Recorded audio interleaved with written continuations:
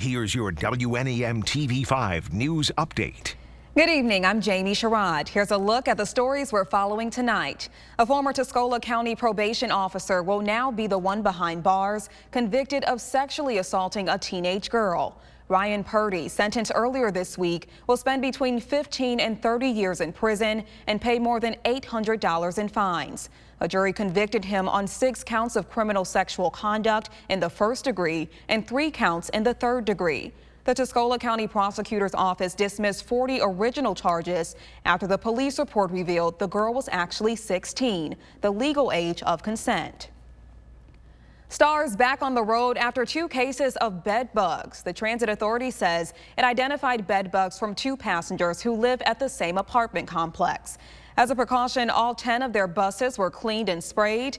Due to shortage of staff and vehicle parts, Stars didn't have any spare buses to continue its routes. All the buses will also be fogged tonight. The company adds it does not believe there is any danger to the public.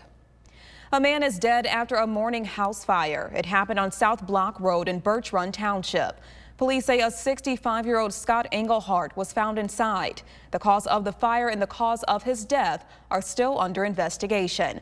Police say a 1998 Cadillac DeVille belonging to Engelhardt was not located at the scene. If anyone has any information on this vehicle, contact police. Well, now here's Brian with a look at your weather.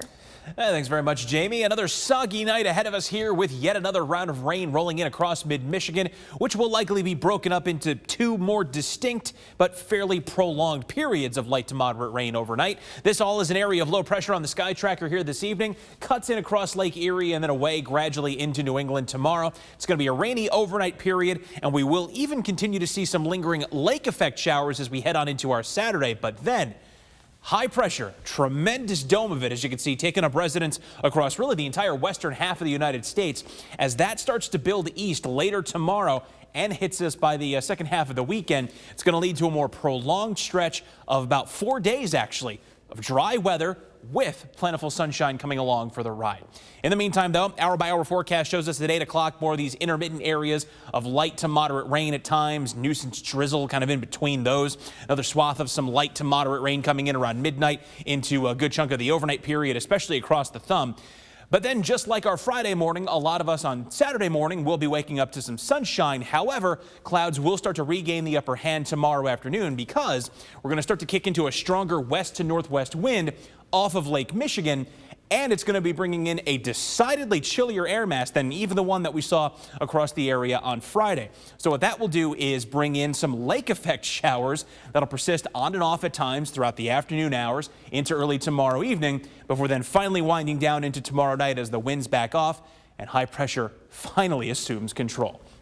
So for tonight, 50 degrees, your overnight low temp, scattered showers, and just plain chilly.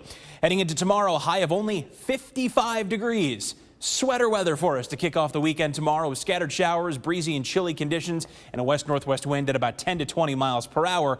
But then looking beyond in the first Warn 5 7-day forecast, Sunday is where it starts to get better. Mostly sunny skies, still on the cooler side with a high of 61. Low to mid 60s for highs on Monday with more sunshine. Upper 60s for Tuesday and Wednesday, so pretty well back into the above average category.